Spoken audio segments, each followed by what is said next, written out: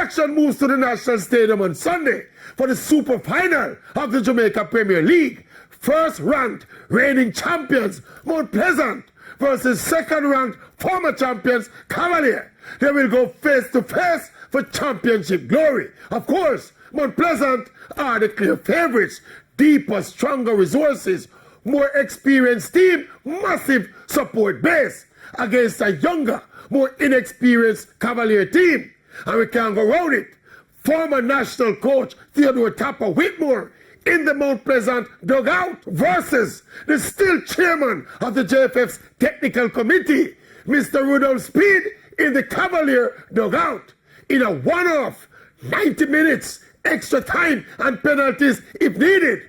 Now, in that scenario though, strength and depth of squad and quality of players, etc.